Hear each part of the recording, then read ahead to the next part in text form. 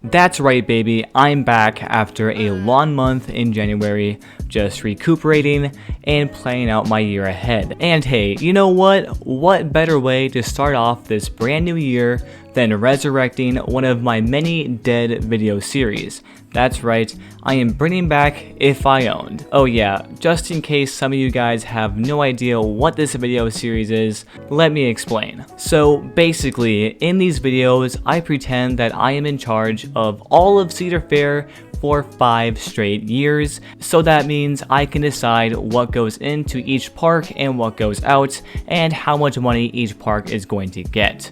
But remember, this is all just imaginary and pretend. I do, however, have 3 rules to go by, and the first one is I have to invest money into each park every single year, and number 2, these are not predictions. These are just my imaginary scenarios and thoughts of what I would put in this park if I was in charge, but once again, not predictions. And number 3 is everything has to be somewhat realistic, unless I say so. Also, in the previous episodes, I started out at 2023, but it's 2023 now, so I guess we're gonna start at 2024. But with all that out of the way, welcome to If I Owned episode 6. And this one, we're going to focus on King's Dominion in Dawesville, Virginia. So let's waste no more time and get right into it.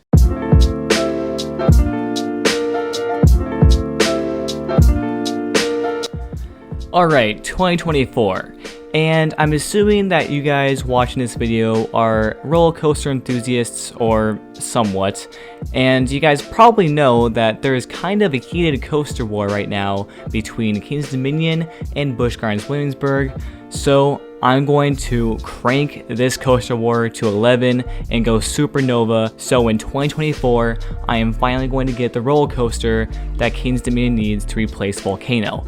And it's going to be a launch B&M wing coaster, but not just any launch B&M wing coaster, the tallest, fastest, and longest wing coaster of them all. Yeah, so this whole new roller coaster decision was kind of hard to make because I don't want to copy Busch Gardens Williamsburg, so that really limited my options here, but I think a B&M wing coaster, and a launch one at that, is going to be a great fit for this park. Like I said, it's going to be the tallest, fastest, and longest of its kind, so the height's going to be 175 feet, the speed is approximately going to be 81 miles per hour, and the length somewhere over 4,200 feet. I don't know exactly how long I want it, but I at least want to hit that threshold. Because this is Volcano's replacement, it is going to go in the new Jungle Expedition themed section of the park, and the name is going to be Menacious's. I'm also going to pay homage to the original Volcano coaster by building a giant set piece that looks like a volcano, and the roller coaster is going to have an inline twist through the volcano to create this awesome near-miss element. I am confident that this roller coaster is a worthy replacement for Volcano and is going to bring so much more personality to Jungle Expedition and King's Dominion.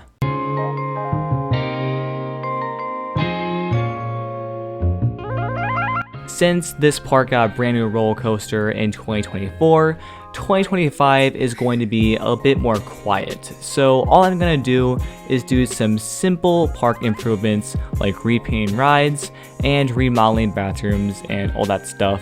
And I'm also going to remodel the front entrance. The front entrance to King's Dominion doesn't look bad by any means, but this plaza looks huge, and I want to do something very similar to Carowinds, Worlds of Fun, and Cedar Point with their front entrances, so that's going to be for King's Dominion in 2025.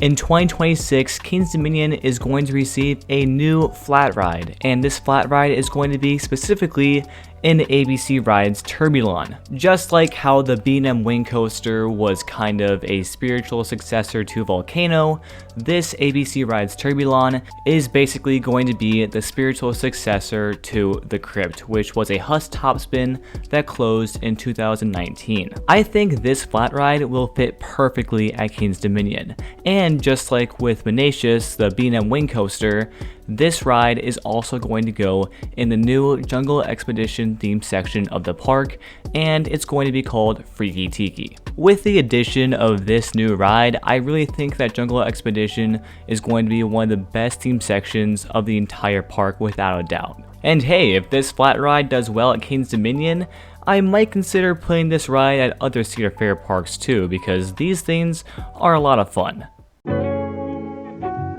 Japan.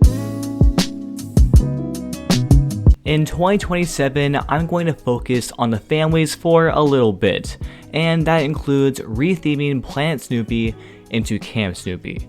I've been doing this with all the other Cedar Fair parks simply because I think the Camp Snoopy vibe is just a little bit better than Planet Snoopy, and in my opinion, it also looks nicer. I don't think I need to add any more family rides because the Snoopy section of King's Dominion already looks pretty good, so I'm just going to retheme it, that's all. And I also have some bad news. That's because I'm going to remove Anaconda, the Aero Mega Looper. And you know what? I don't think it's a huge loss because people already kind of hate this thing and it's, outdated and it kind of looks ugly too, so I'm just going to remove that. And removing a roller coaster can only mean one thing.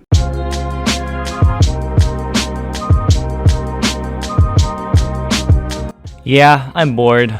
Let's just put a new roller coaster here again. Okay, so earlier in the video, I said that I didn't want to copy Busch Gardens Williamsburg, and that's still kind of true, but I don't care that much. So the new roller coaster here is going to be a Vekoma Hypercoaster. Okay, so why a Vekoma Hypercoaster specifically? Well, Busch Gardens Williamsburg has a B&M Hyper, so I don't want to build a B&M Hyper here.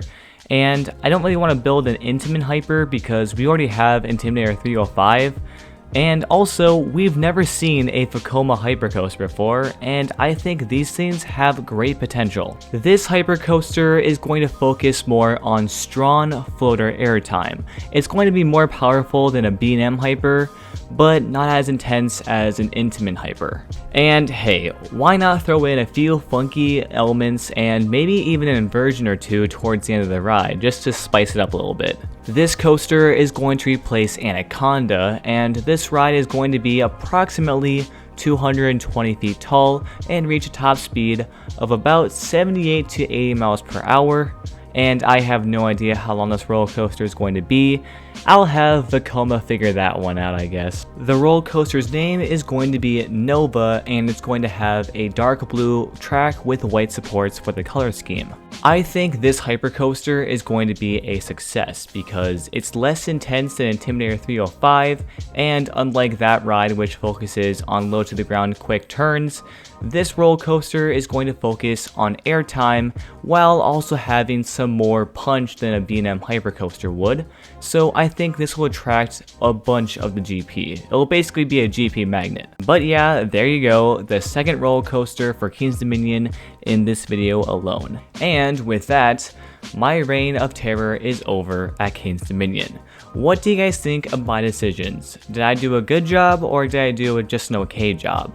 I'm sure a lot of you have your opinions, so please voice off in the comment section down below. And if you enjoyed today's video, then I would really appreciate it if you gave me a like.